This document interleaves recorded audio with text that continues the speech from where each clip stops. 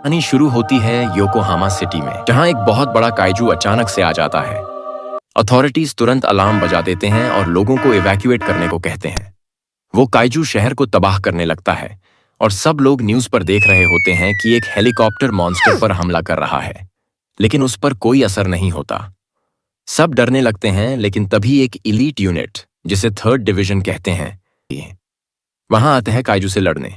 उनकी कैप्टन मीना अपनी rail gun से एक ही शॉट में काइजू को मार देती है। सब लोग खुशियां मनाते हैं और सोचते हैं कि थर्ड डिवीजन कितनी कमाल की है, क्योंकि उन्होंने बिना किसी कैजुअल्टी के काइजू को हरा दिया। एक टीम क्लीन अप के लिए आती है और हम मिलते हैं एक आदमी से जिसका नाम काफका है। वो रिसर्चर्स के लिए सैंपल कलेक्ट कर रहा होता है। उसके टीममेट्स एक काइजू ऑर्गन उठा रहे होते हैं और काफका उन्हें वार्न करता है कि ध्यान से करना, लेकिन वो ऑर्गन अचानक से एक्सप्लोड कर जाता है।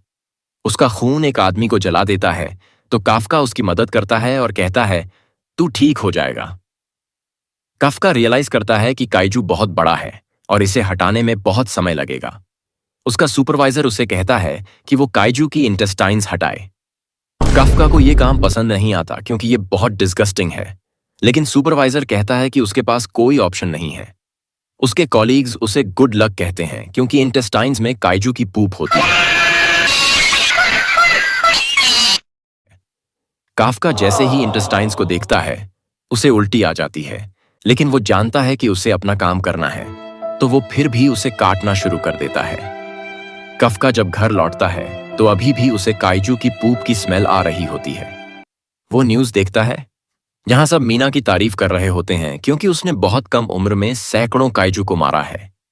हमें पता चलता है कि मीना उसकी बचपन की दोस्त है और काफका भी उसके साथ मिलकर काइजू को खत्म करना चाहता था, लेकिन अब वो उसकी लेवल के आसपास भी नहीं है। काफका डिप्रेस्ड महसूस करता है और सोचता है कि वो अपनी लाइफ में इस जगह कैसे पहुंच गया, लेकिन फिर सोचता है कि वो भी सोसाइटी की हेल्प कर रहा है, काइजू के रिमेन्स को क्लीन करके। अगले दिन काफका अपने ऑफिस पहुंचता है, जहां उसकी मुलाकात उसके नए कोवर्कर रीनो से होती है। मैं क्या, नमस्ते अंकल जी, पहचानिया? रीनो कहता है कि उसका प्लान है डिफेंस फोर्स ज्वाइन करने का। एक और आदमी, ताकुदा, बताता है कि काफका का भी वही सपना था, लेकिन उसने उसे छोड़ दिया। रीनो को लगता है कि काफका पैथेटिक है और वो उससे पूछता है कि उसने गिव अप क्यों किया। काफका एक्सप्लेन करता है कि उसने अपनी पूरी कोशिश की, लेकिन वो फिर भी डिफेंस फोर्स में एक्सेप्ट नहीं हुआ। रीनो कहता है कि वो कभी गिव अप नहीं करेगा और रूम से बाहर चला जाता है। काफका रियलाइज करता है कि उसकी बातें सुनकर वो लूजर जैसा लग रहा था। फिर वो दोनों वापस काइजू के पास जाते हैं और सुपरवाइजर रीनो को इंटेस्टाइन साफ करने के लिए असाइन करता है। काफका खुश हो जाता है कि अब रीनो को भी वही डिस्गस्टिंग काम मिलेगा, लेकिन सुपरवाइजर कहता है कि काफका को भी उसके साथ काम करना होगा। म्यूजिक।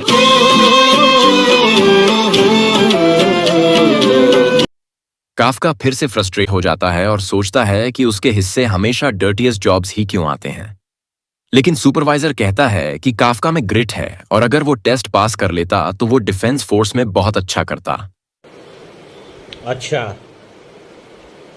ठीक है।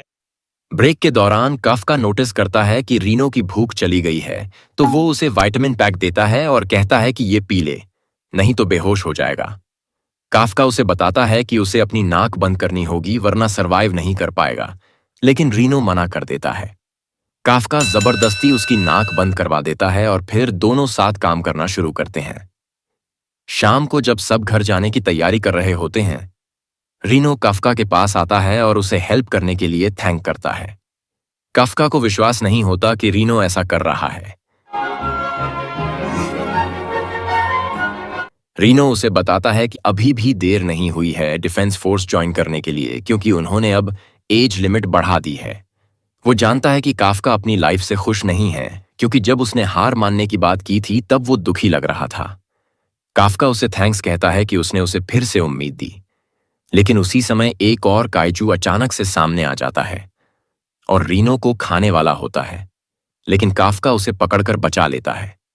काफका उसे कहता है कि वो भाग जाए और रीइंफोर्समेंट्स बुलाए, लेकिन रीनो मना कर देता है। काफका उसे उसके ड्रीम की याद दिलाता है और कहता है कि अगर वो जिंदा नहीं रहा तो डिफेंस फोर्स में कैसे जाएगा। तब जाकर रीनो भागता है और काफका काइजू को अपनी ओर बुलाता है। काइजू उसका पीछा करता है और उसे खाने की कोशिश करता है, लेकिन काफका एक बिल्डिंग में घुसकर खिड़की से कूद जाता है। फिर एक फ्लैशबैक में हम देखते हैं मीना को रोते हुए और काफका उसे चीयर करने आता है। मीना बताती है कि उसकी बिल्ली मर गई है, इसलिए वो दुखी है। दोनों अपने शहर के रूइंस को देखते हैं और कहते हैं कि वो डिफेंस फोर्स ज्वाइन करेंगे।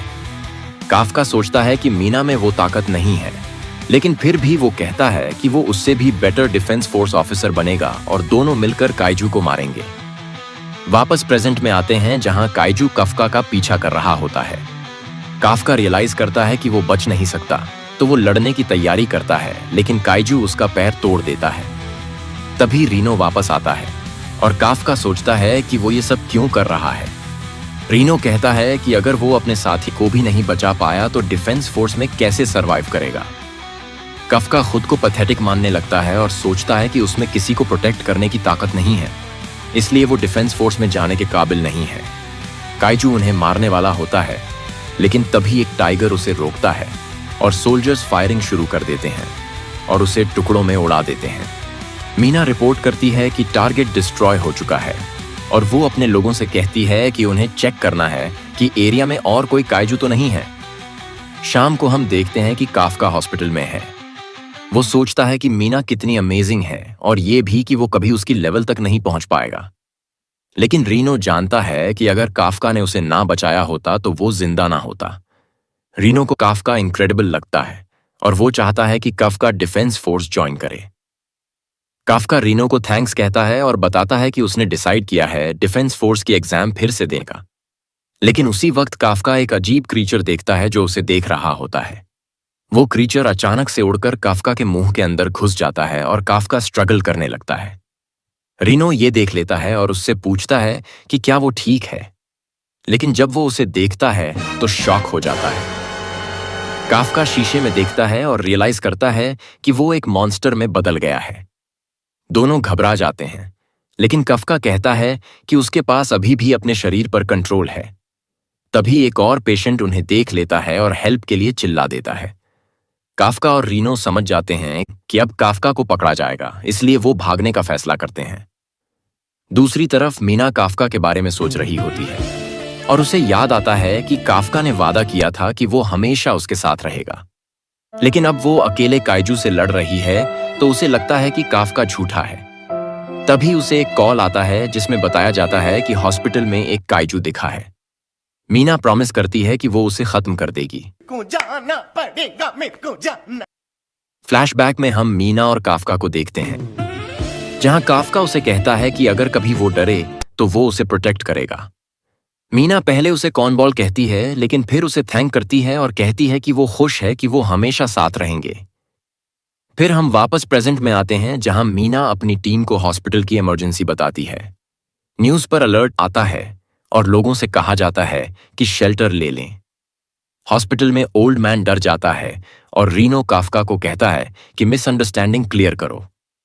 काफका मुस्कुराने की कोशिश करता है, लेकिन उसका मॉन्स्टर वाला फेस देखकर आदमी बेहोश हो जाता है। काफका उसे पकड़ने की कोशिश करता है, लेकिन दीवार छूते ही वो दीवार उड़ा देता है। सब उसकी ताकत देखकर शॉक हो जाते हैं। काफका विंडो खोलने जाता है, लेकिन पूरी खिड़की ही तोड़ देता है। वो अपने शरीर से डर जाता है, लेकिन रीनो कहता है कि उन्हें भागना होगा। मीना की टीम रास्ते में होती है और उन्हें रिपोर्ट मिलती है कि कोई हॉस्पिटल से भागा है। दूसरी ओर रेनो काफका से पूछता है कि क्या वो अब भी वही इंसान है, लेकिन काफका कहता है उसे नहीं पता, क्योंकि वो अब और ज्यादा मॉन्स्टर्स दिखने लगा है। अरे बहुत मनुष्य लग रहे हो, मत करो, रहने दो, बहुत बुरे लग रहे हो। काफका फिर से अपनी ह्यूमन फॉर्म में ट्रांसफॉर्म हो जाता है, लेकिन कहता है कि अब दूसरी प्रॉब्लम है, उसे पेशाब आ रही है। रीनो उसे कहता है कि कंट्रोल कर, लेकिन काफका खुद को कंट्रोल नहीं कर पाता और रीनो सोचता है कि पेशाब कहां से निकलेगी और वो काफका की निपल्स से निकलती है। काफका शर्मिंदा हो जाता है, लेकिन रीनो कहता है कि अब मूव करना होगा। काफका सोचता है कि क्या वो डिफेंस फोर्स अब भी ज्वाइन कर सकता है इस हालत में, लेकिन रीनो कहता है कि इम्पॉसिबल है, क्योंकि अब वो एक ऐसा क्रीचर बन चुका है जिससे फोर्स लड़ती है। काफका टूट जाता है और सोचता है कि वो अपना वादा मीना से कभी पूरा नहीं कर पाएगा। रीनो एक सील्ड एरिया नोटिस करता है और कहता है कि वो परफेक्ट जगह है छुपने के लिए, लेकिन काफका को लगता है कुछ पास आ रहा है। तभी एक एक्सप्लोजन होता है और रिपोर्ट आता है कि एक और काइजू दिखा है, तो मीना अपनी टीम को स्प्लिट कर देती है। एक लड़की रो रही होती है क्योंकि उसकी मां डिब्रिस के नीचे फंसी होती है। वो उसे निकाल नहीं पाती और तभी काइजू वहां आ जाता है, लेकिन काफका अचानक से आकर उसे पंच करता है और पूरा उड़ा देता है।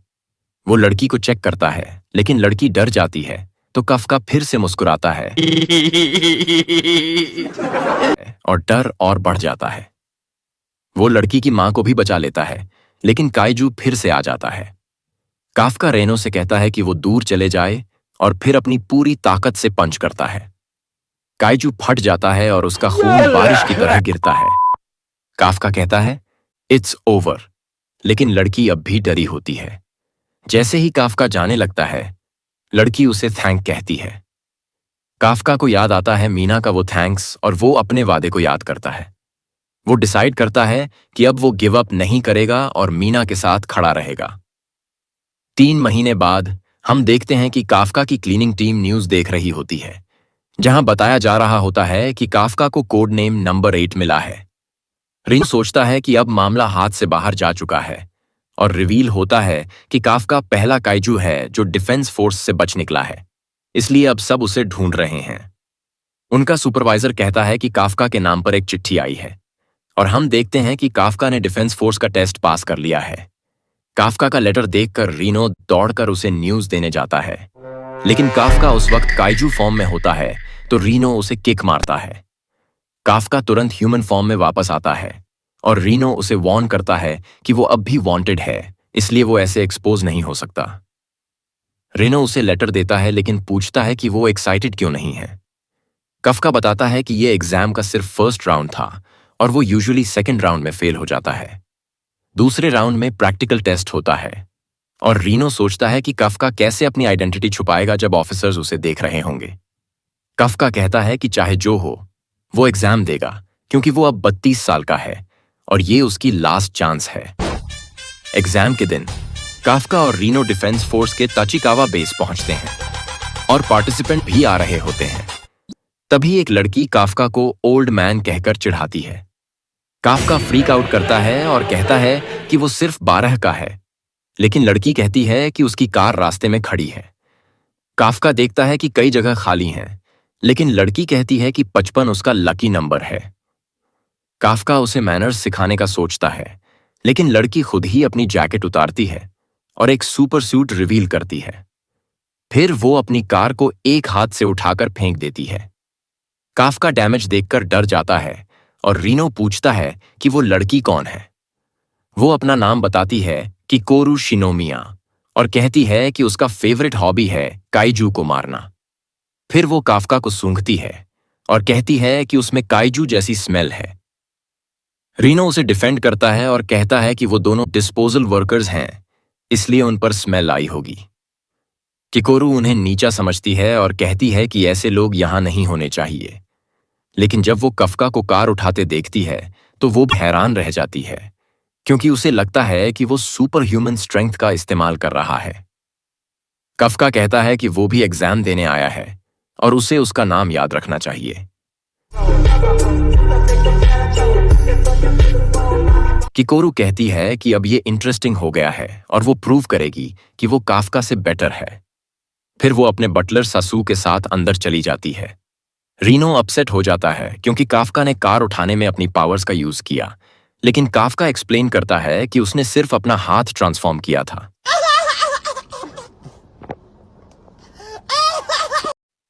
रीनो उसे एडवाइस देता है कि पावर्स यूज मत कर और काफका अग्री करता है।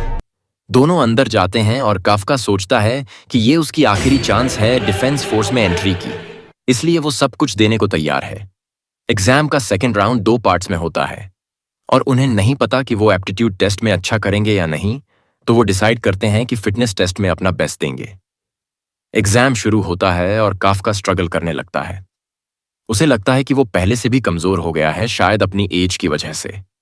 उसका परफॉर्मेंस बहुत खराब रहता है, तो किकोरू उसे मॉक करती है और कहती है कि उसने उससे अपना नाम याद रखने को कहा था, लेकिन उसका रैंक तो बहुत ही लो है। काफका दुखी हो जाता है, लेकिन रीनो उसकी रिस्पेक्ट करता है क्योंकि उसने पावर्स का यूज नहीं किया। काफका कहता है कि वो चीट नहीं करना चाहता क्योंकि सब अपना बेस्ट दे रहे हैं, लेकिन फिर वो सोचता है कि शायद वो अपने रैंकिंग को इम्प्रूव कर सकता था अगर पावर्स यूज करता। रीनो कहता है कि उसके खराब परफॉर्मेंस की एक और वजह है। फिर वो काफका को टॉप कैंडिडेट्स के बारे में बताता है। रैंक 2 पर है हारू इशिकी, जो प्रेस्टिजियस यूनिवर्सिटी से टॉपर है।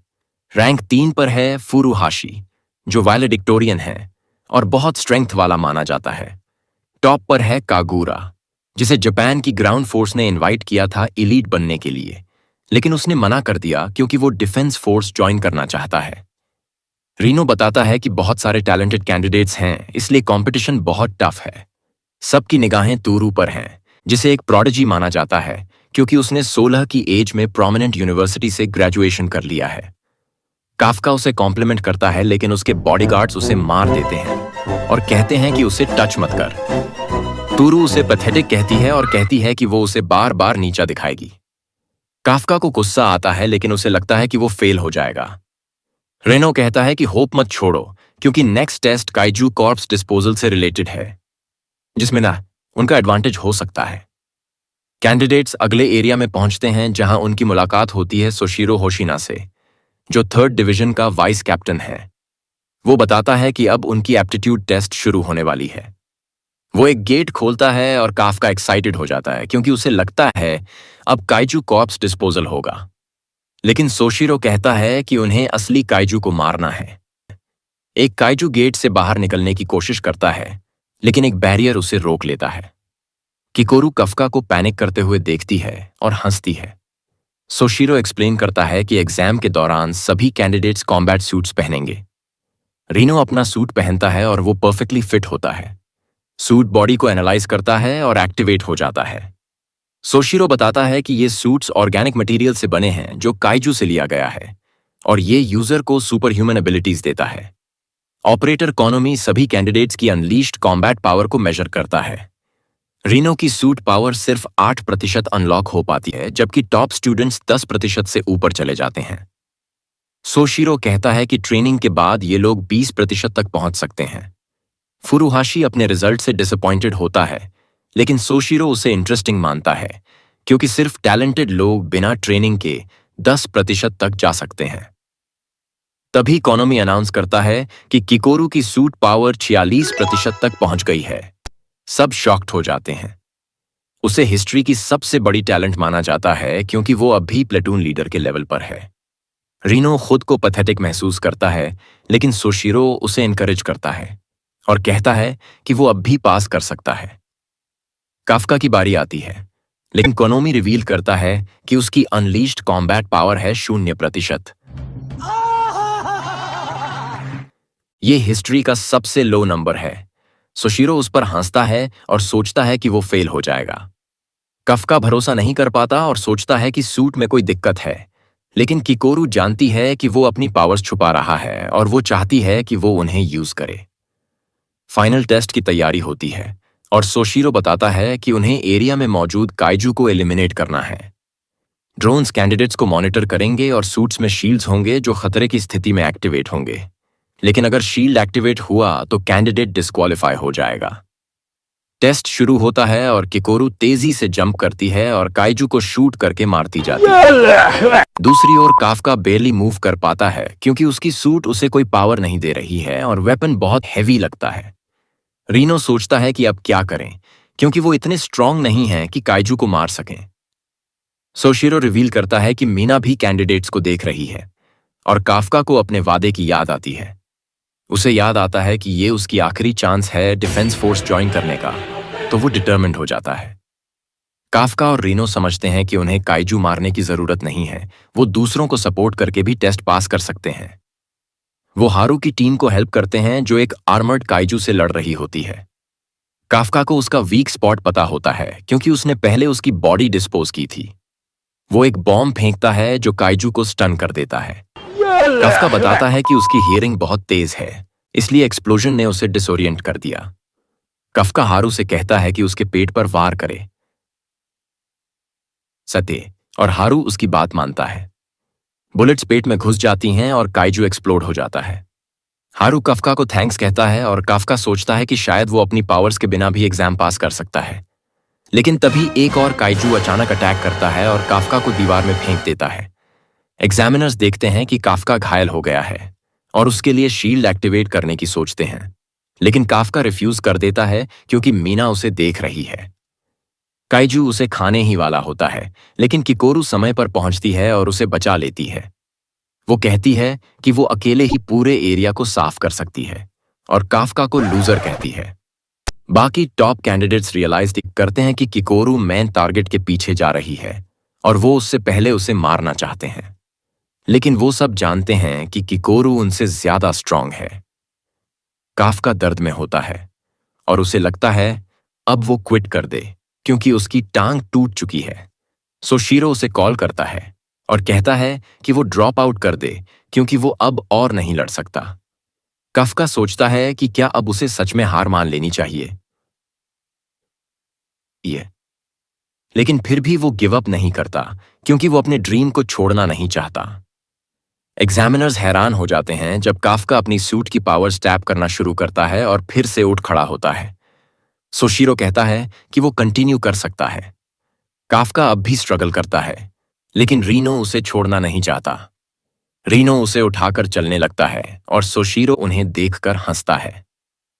रीनो काफका को उठाए हुए आगे बढ़ता है और कहता है कि अटैक काफका करेगा। दूसरी ओर किकोरू आसानी से काइजू को खत्म करती जा रही होती है।